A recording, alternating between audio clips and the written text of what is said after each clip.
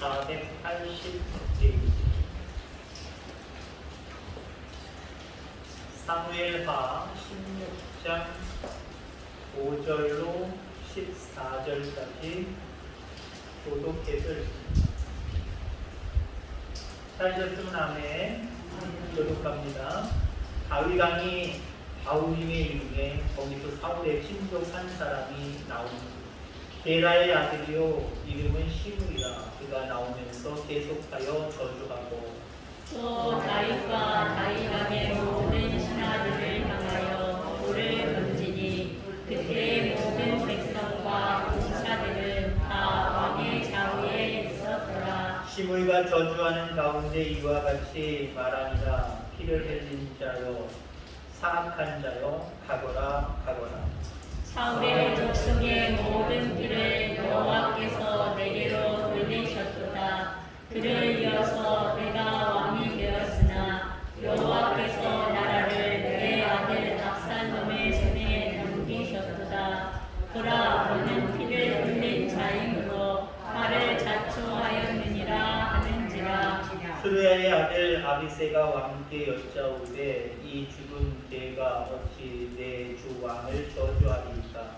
청하건대 내가 건너가서 그의 머리를 베게 하소서 하니 왕이 이르되 수르야의 아들들아, 내가 너희와 무슨 상관이 있느냐. 그가 저주하는 것은 여호와께서 그에게 다윗을 저주하라 하시니 내가 어찌 그리하였느냐 할 자가 누구겠느냐 하고. 또 다윗이 아비새와 모든 신하들에게 이르되 내 몸에서 난 아들도 내 생명을 헤아려 하거든 하물며 이 베냐민 사람이야 여호와께서 그에게 명령하신 것이니 그가 저주하게 버렸다.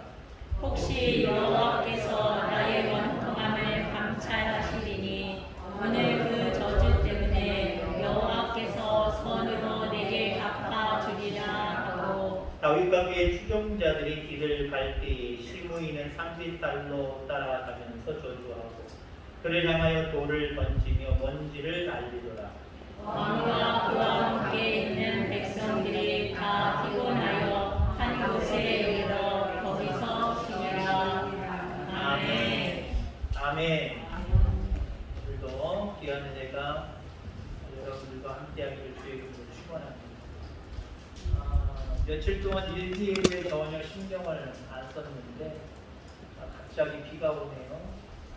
예배 마칠 때쯤은 끝이겠지라고 하면서 찬양하는 중간에 죄송하지만 일기예보를 좀 봤어요.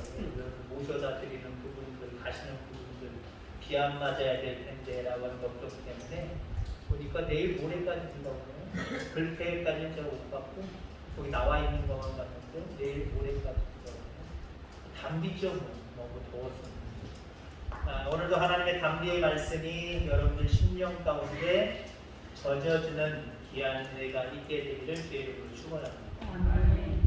1목장, 2목장, 3목장 숫자는 적었지만 목소리는 가장 컸던 것 같고 물론 다른 목장도 화음을 넣긴 넣으셨어요. 그죠? 목소리가 너무 이렇게 밑에 깔리시는 분들이 있고 조금 까랑까랑하게 나오시는 분들이 있어서 자연스럽게 2부 합창, 3부 합창이 됐는데 3목장은 완전히 의도하여서 두 파트로 나눠서 두 파트죠? 제가 못 들은 거 아니죠? 두 파트로 여성분, 남성분 이렇게 해가지고 은혜롭게 찬양해 주셔서 너무 감사합니다. 당신의 진면목은 무엇인가? 라고 하는 제목으로 말씀을 나누고자 합니다. 진면목이 뭐죠? 진면목? 진라면도 아니고 진면목. 그다음에 진면목은 본래, 본기, 자기가 지니고 있는 그대로의 상태가 진면목입니다. 그러니까 우리는 사실 사람들은 많이 위장을 하지요. 원래 진면목은 이런 모습인데 이런 것이 아닌 것처럼 포장을 해서 다른 모습을 보여주려고 할 때가 참 많이 있어요. 지금 일본에서 올림픽이 계속해서 열리고 있는데 말도 많고 탈도 참 많습니다. 제대로 폐회식까지 갈는지 안 갈는지 지금 뭐 10,000명이 훨씬 넘어서는 일본의 감염자들의 실태를 보여주고 있고요. 선수촌에서도 나오고 지금 난립니다. 생각 같아서는 멈추고 싶지만 이 IOC와 일본의 정치계들 그들도 진면목이 좀 드러나고 있습니다. IOC나 일본도 진면목이 드러나고 있어요. IOC 세계 평화를 위한 집단이잖아요. 운동을 통해서 세계 평화를 추구하는 집단들인데 지금 돈을 추구하는 게 보여지고 있잖아요. 세계 평화는 포장되어 있는 거고 진짜 IOC를 바라보니까 완전히 썩을 대로 썩어 있는 모습. 그래서 어떤 사람들은 IOC를 폐지해야 된다. 올림픽을 폐지해야 된다. 이런 운동이 벌어지고 있어요. 일본 지금 이 시기에 올림픽을 열면 운동하는데 별 문제 없다. IOC를 속이고 세계 많은 사람들을 속였단 말이에요. 가장 더운 날씨에 가장 더운 날씨. 지금 이 더운 날씨에 픽픽 쓰러져가면서 운동선수들이 지금 운동을 하고 있어요. 버블 방역, 풍선처럼 거품처럼 방역을 확실하게 하기 때문에 별 문제 없다. 아니요. 보니까 뚜껑 열어보니까 버블 방역은 무슨 버블 방역이에요. 공항에서부터 방역이 뚫려버렸어요. 그리고 어떤 사건이 벌어졌냐면은 일본의 그 테니스 선수가 있는데 오사카라는 사람입니다. 여자예요. 세계 2위의 실력을 가지고 있어요. 근데 16강에서 떨어졌어요. 이 사람은 혼혈인입니다. 아버지가 프랑스계고 어머니가 일본계입니다. 보기에도 약간 일본인처럼 보일 수도 있겠지만 동양인 사람처럼은 잘 안 보인다라고 하는 그런 내용을 가졌어요. 이 선수가 마지막 성화 최종 주자였어요. 우리 마치 평창 올림픽 때 김연아 선수가 저 꼭대기에서 스케이트를 타고 마지막 불을 붙였던 것처럼 일본 도쿄 올림픽의 마지막 성화 주자는 바로 이 오사카입니다.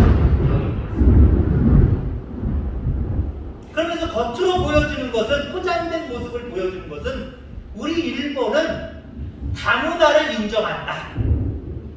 다른 나라 민족 사람들도 우리를 다 반갑게 받아주고 우리 민족으로 생각하고 같이 어울린다. 이걸 주장했단 말이에요. 근데 이 선수가 마지막 최종 성화봉송자로 정해졌던 그래서 그렇게 했던 이 사람이 테니스에서 16강에서 떨어지고 말았어요. 저기 금은동을 노리는 곳에서 떨어진 게 아니에요. 한참 밑에 예선전에서 떨어져 버렸어요. 어떻게 비난하고 있습니까, 일본 사람들이? 아니 어떻게 일본말도 제대로 못하는 그런 사람을 성화 최종주자로 선정했느냐? 그러면서 그 오사카를 욕하고 있어요. 일본의 이중적인 모습이 드러났다. 진면목이 드러났다. 보통 이렇게 표현합니다. 여러분의 진면목은 도대체 뭡니까? 지금의 모습이 진면목이면 물론 괜찮겠지만 진실된 모습이니까 좋겠지만 저는 여러분들의 진면목을 제 개인적으로는 아직 못 봤다라고 얘기하고 싶어요. 아직 못 봤다. 맞죠? 여러분들의 진면목은 더 좋은 거잖아요. 아멘? 제가 못 본 줄 믿습니다. 지금의 모습이라고 하면 괜찮기도 하지만 조금 실망스럽기도 해요. 근데 아직까지 안 보여주셨으면 오늘부터 보여주시기를 주의 이름으로 축원합니다. 아멘? 여러분들의 진면목 어떠한 일이든지 오전 설교처럼 앞장서서 주님을 기쁘시게 하고 하나님의 나라 의를 세워가는 여러분들의 진면목 보여주셔야 될 거다. 아멘? 아멘. 자, 오늘 본문에는 세 사람이 등장을 합니다. 가장 주된 인물 다윗이 나오고요. 그 다음에 다윗을 호위하고 있는 아비새라는 장군이 나오고요. 그 다음에 또 한 인물 시므이가 나옵니다. 요 세 사람의 진면목을 살펴보면서 우리는 어떤 진면목을 가져야 될 것인가, 이 부분에 대해서 교훈받는 귀한 시간 되기를 간절히 소망합니다. 먼저 시므이를 살펴보려고 합니다. 이 사람은 감정을 따라 살아가는 사람을 대표합니다. 감정을 따라서 살아가는 사람. 바람직한 모습일까요? 바람직한 모습이 사람의 모습은 바람직한 모습이 아니다. 사무엘하 15장을 보면은 바로 앞에 내용이지요. 어떤 상황이 벌어졌냐면은 다윗 왕의 아들 압살롬이 아버지 왕 다윗을 반역하는 그런 반란을 일으키는 장면이 나와요. 다윗은 아들이 그럴 줄을 절대 몰랐고 눈치채지 못했지만 압살롬은 민심을 자기 쪽으로 끌어들이는 것은 물론이거니와 아히도벨이라고 하는 모사꾼을 영입을 해서 미리 준비하고 있었어요. 그래서 반란을 일으켰을 때는 다윗 왕도 손 못 쓸 정도가 되어버렸어요. 왕의 권력을 가진 사람도 반란을 일으키는 무리를 감당할 수 없어서 도망해야 되는 상황이 벌어졌다라고 하는 거죠. 자, 그래서 급히 피난을 떠나는 다윗 왕과 다윗 왕의 일행들을 바라보게 되는데, 생각해 보세요. 우리가 금요일날 신약기도 때도 그런 말씀을 드렸습니다만은 시편 3편의 말씀을 읽었지요. 시편 3편의 말씀은 바로 같은 배경을 두고 있어요. 같은 배경을 두고 도망해야 되는 다윗이 자기 형편을 돌아보면서 나는 여호와께 부르짖는다 라고 고백하고 있잖아요. 얼마나 억울하고 얼마나 가슴이 쓰리고 얼마나 배신감과 배반감에 자기 아들이 반란을 일으켰다라고 하는 그 마음에 얼마나 감정이 상했겠어요. 그 상한 감정, 그 감정을 가지고 자기 마음대로 표출하는 것이 아니라 하나님께 부르짖음으로 표출하고 있잖아요. 어찌됐든 간에 이런 상황 가운데 그가 피신을 하게 되는 모습을 보게 되는데, 오늘 그 행렬이 어떻게 이어지는지 본문에 말하고 있죠. 바울임에서부터, 여기 바울임은 예루살렘을 얘기해요. 왕궁이 있는 예루살렘에서부터 감람산을 넘어 요단강으로 내려가는 길목입니다. 여기에 이르렀을 때 어떤 일이 벌어지느냐, 시므이라고 하는 사람이 다윗과 신하들을 향하여서 돌을 던지면서 저주합니다. 비난의 말을 하지. 그 말이 무슨 말이냐, 다윗이 이렇게 된 것은 사울 족속을 무고하게 죽인 것에 대한 하나님의 징계다라고 비난의 말을 퍼붓습니다. 이게 잘한 모습일까요? 이게 하나님이 보실 때에 기뻐하시는 모습일까요? 시므이의 비난은 터무니없이 잘못된 생각이자 자기 감정을 절제하지 못한 악한 행위였습니다. 여러분들 말하고 싶다고 다 말하고 행동하고 싶다고 해서 다 행동하는 것은 결코 하나님의 백성들이 가지고 있어야 될 진면목이 아닙니다. 훗날 다윗이 원대 복귀하지요. 이제 다시금 압살롬의 그 반란을 잠재우고 다시 왕으로 예루살렘으로 들어옵니다. 예루살렘으로 들어올 때 가장 먼저 반갑게 다윗의 일행을 맞이한 사람이 누군지 아십니까?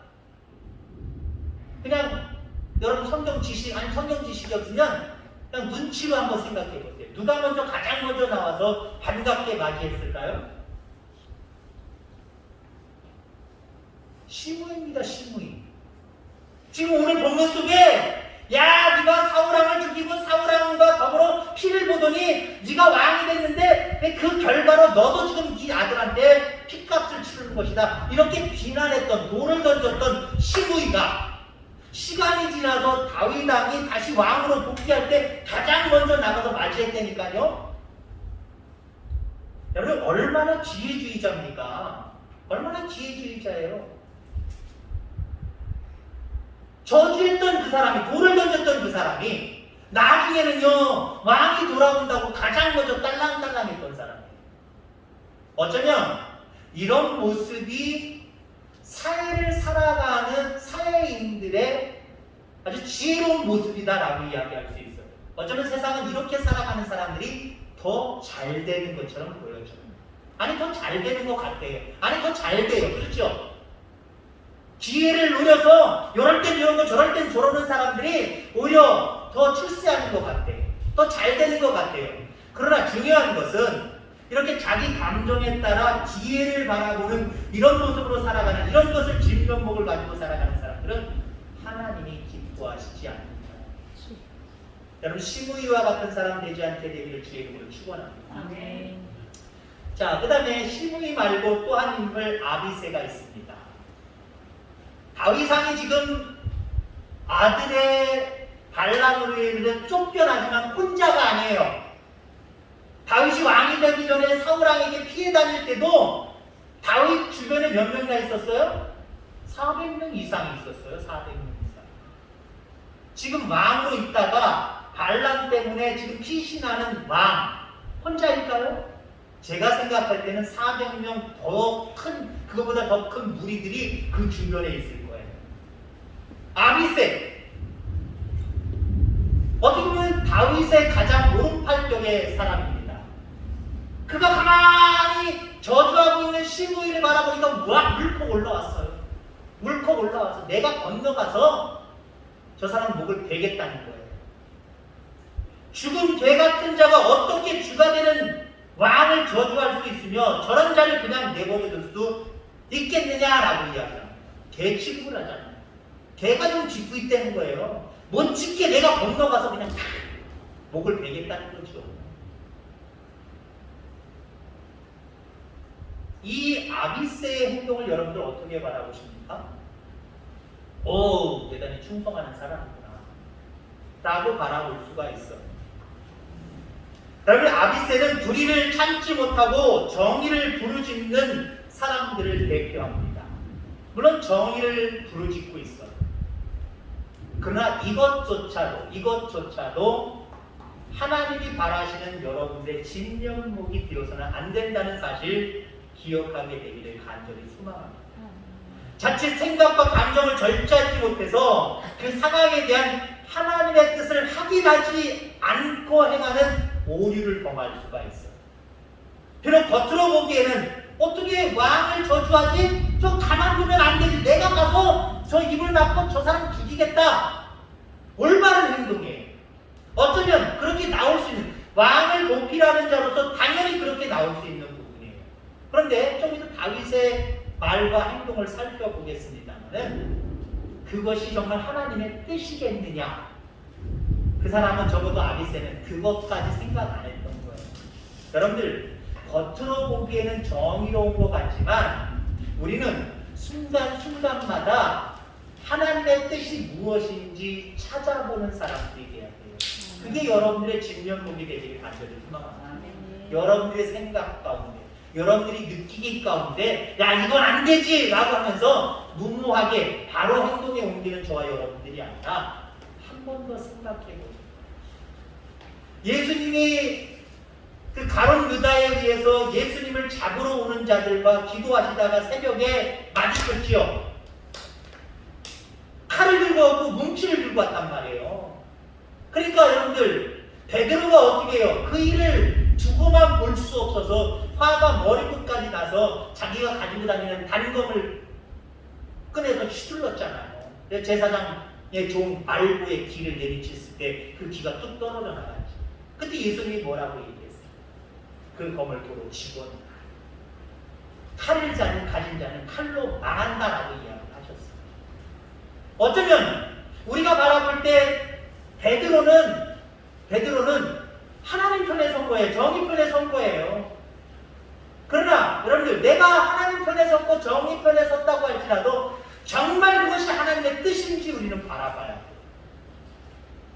그걸 바라봐야 돼요. 그것이 여러분들 우리의 진면목이 되게 되기를 주의 이름으로 축원합니다. 자, 마지막으로 다윗을 살펴보려고 합니다. 이 사람은 바로 하나님이 기뻐하시는 진면목을 가진 사람, 우리가 추구해야 될 사람이다 라고 하는 거예요. 다윗은 아비새가 건너가서 저를 죽이도록 허락해달라 라고 했을 때 허락했나요? 안 했나요? 허락하지 않았어요. 사모님 이거 꽂다가 다시 켜보세요. 작동이 안 돼요. 우리 디바이스도 작동이 안 돼요. 허락하지 않았어요. 그러면서 뭐라고 얘기합니까? 수루아의 아들들아, 여기 수루아의 아들들은 아비새를 얘기하는 거예요. 내가 너희와 무슨 상관이 있느냐라고 이야기를 합니다. 이 말을 직역하면 어떤 말이 되냐면요, 서로 생각이 전혀 다르기 때문에 자기 자신들만의 생각으로 행동하지 말아라. 다시 말해서 시므이가 저렇게 나를 저주하는 것은 다 하나님의 뜻이 있고 하나님의 무슨 계시가 있는 것이고 너도 그렇게 하려고 하는 것이 그런 거지만 저 사람 말리지 말라는 거예요. 자, 그래서 실질적으로 다윗은 무슨 생각을 했냐면요, 제가 나를 저렇게 돌을 던지고 비난하는 것은 다 이유가 있겠지. 나름대로 하나님이 그에게 역사하셔서 그렇게 하라고 말씀하셨겠지. 이렇게 받아들였어요.